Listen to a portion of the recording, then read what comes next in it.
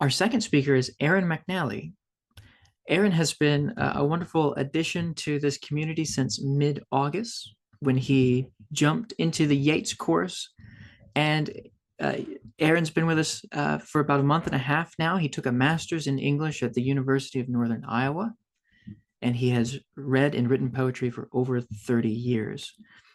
Um, we're glad to have you here, Aaron. Aaron's talk tonight is on one of his favorite poets. It's a close reading of Coleridge's Dejection Ode. So, Aaron, we're looking forward to it. Thanks so much for being here. Over to you. Thank you, Adam. And thank you, John, for that wonderful presentation. I would ordinarily feel intimidated coming after such a good presentation, but it was such a wonderful exercise in mindfulness that I feel lovely. And thank you all for being here and for giving me your time and attention. And it's a great honor and pleasure for me to be able to share the work of one of my favorite poets. And Adam, am I showing my screen all right? Yeah, it looks great. So here we go, the Dejection Ode. It starts with an epigraph from a medieval Scottish ballad. Late, late yestreen, I saw the new moon with the old moon in her arms. And I fear, my master dear, we shall have a deadly storm. Well, if the bard was weatherwise who made the grand old ballad of Sir Patrick Spence, this night, so tranquil now, will not go hence unroused by winds that ply a busier trade than those which mold yon cloud and lazy flakes, or the dull sobbing draught that moans and rakes upon the strings of this Aeolian lute, which better far were mute. Coleridge is, at the time of the composition of this poem, at a bit of a crisis moment. He's struggling considerably. For several reasons, including several that were of his own making. So we might not want to extend him too much sympathy for all of them. This poem was published on the day of William Wordsworth's marriage to Mary Hutchinson. Mary had a sister named Sarah with whom Coleridge was infatuated, he would say in love. And the whole marriage to Coleridge kind of exemplified one further strike in the strain of his and Wordsworth's friendship. This poem started off as a longer poem that was actually a letter to Sarah, which we don't know whether he sent. And the longer poem was written when he first read Wordsworth's intimations of immortality. So if you hear some echoes of the intimations in this poem, that's not an accident. Coleridge had that poem in his mind as he began the composition. Now, the letter to Sarah was very lengthy and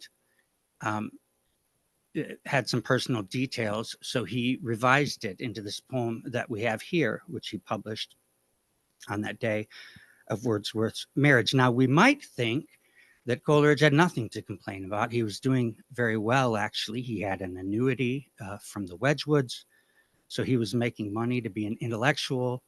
He had published a book of his own verse, which included the Aeolian harp, which you see alluded to here in this beginning. And I might recite a few lines from that. What if all of animated nature be but organic harps, diversely framed, that tremble into thought as o'er them sweeps, plastic and vast, one intellectual breeze, at once the soul of each and God of all. Not too shabby. So to be celebrating that book, and then to also be celebrating the fact that he had published with Wordsworth in the Lyrical Ballads, where he had his famous Mariner poem, of course, a long sea ballad, which is partly what he's alluding to as well in referring to the ballad of Sir Patrick Spens. But as I said, Coleridge was infatuated with someone who had recently grown ill. Part of the reason for his writing the letter was because he felt guilty for her being ill, which was, to be sure, largely a projection, but also he really had real reason to feel guilty. She did not feel the same kind of affections that he did. And also, she was not his wife. So Coleridge had really, he'd strained his relationship with Wordsworth largely due to his own decisions and his own emotional immaturity. He was struggling with this infatuation, which was largely of his own making.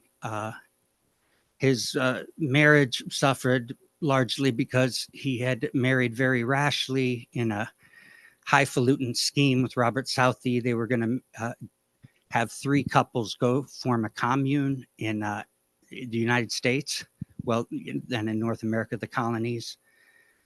So he had done a lot of very rash things, and Coleridge, not as an excuse but as an explanation, or at least a contextualization, was addicted to opium, and his addiction was starting to become more severe at this point. He had begun to take laudanum as a child for an illness, and over time began to use it dependently for a form of escape.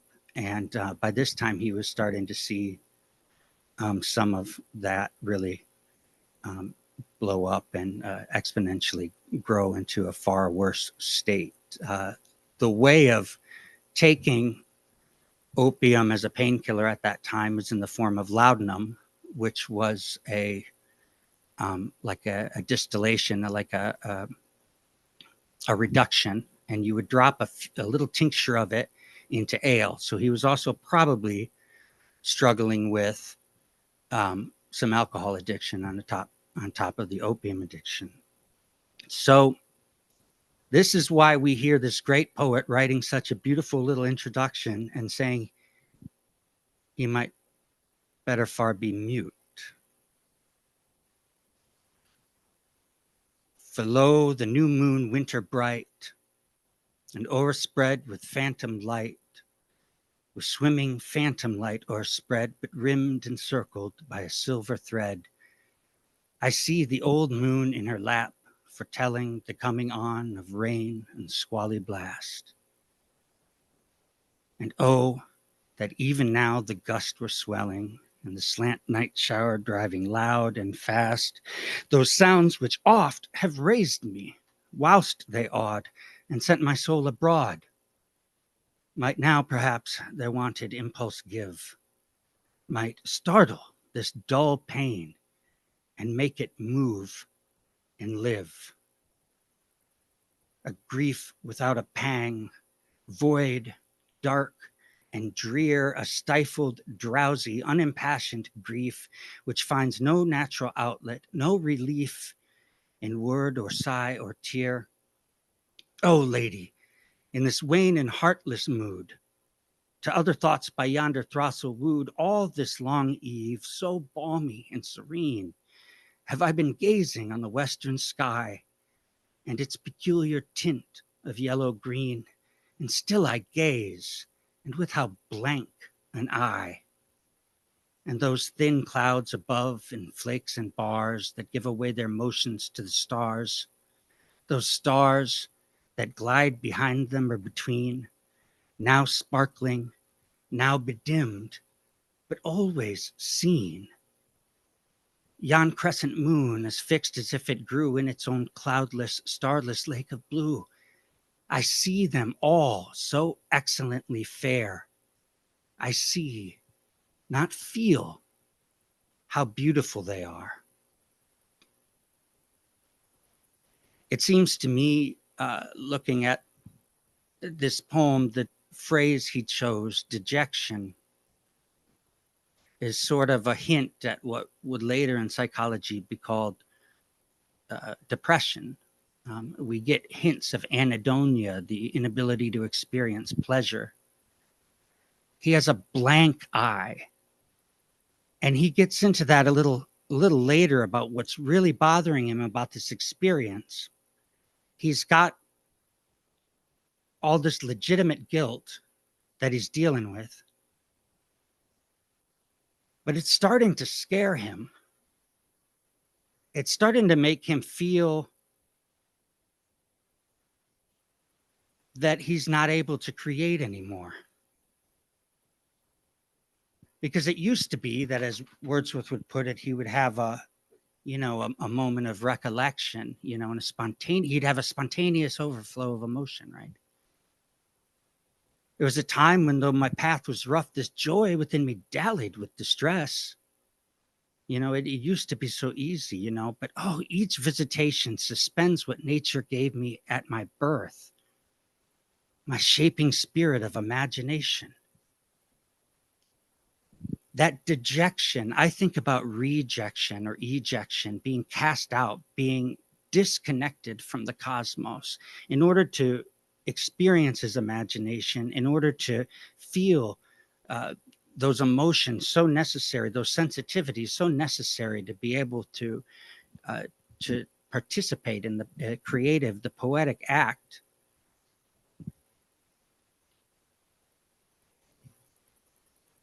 Almost grown is the habit of my soul, he says.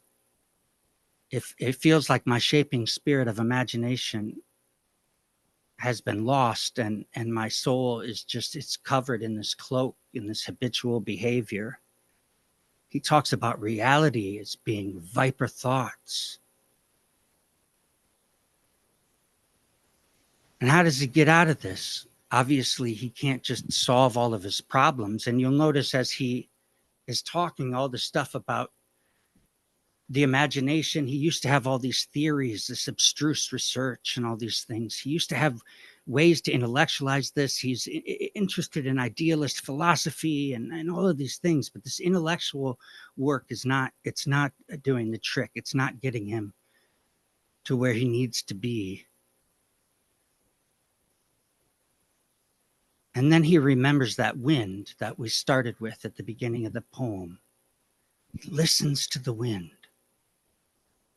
What a scream of agony by torture lengthened out that lute sent forth.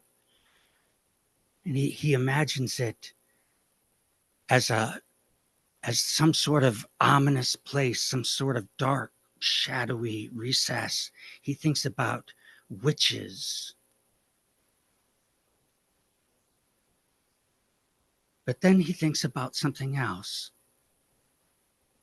First, he's looking at trampled men, smarting wounds. He's thinking about war. He's written about the French Revolution, as did Wordsworth, of course. But when he's thinking about these imaginary soldiers, something that intuits what will later come into psychoanalysis begins to emerge. Another tale with sounds less deep and loud, a tale of less affright and tempered with delight, as Otway's self had framed the tender lay. 'Tis of a little child upon a lonesome wild, not far from home, but she hath lost her way, and now moans low in bitter grief and fear, and now screams loud and hopes to make her mother hear. A little bit of biographical knowledge of Coleridge will tell you he grew up at Otway along the River Otter, and there was a scene when he was a child where he spent the night alone in the woods in the cold after a quarrel with his brother and mother. He's gendered himself a she, and he's sort of made this connection between Sarah and his inner child. Listening to the wind helped him do that. Listening to the wind helped him come back to that place where he could be a little deeper in his consciousness.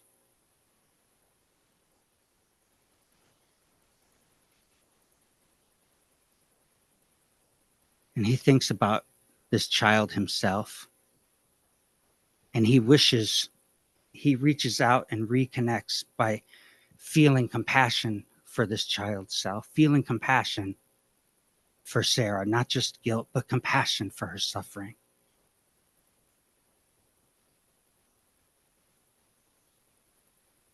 Dear lady, friend, devoutest of my choice, thus mayst thou ever, evermore rejoice. He hopes that joy will lift her spirit, joy attune her voice. And he wishes the best for her. He wishes loving kindness. He sends, as they say in Buddhism, metta.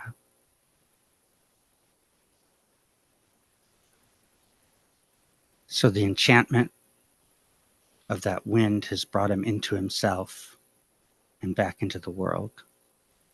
Thank you all very much for your time and attention. It was my pleasure talking to you.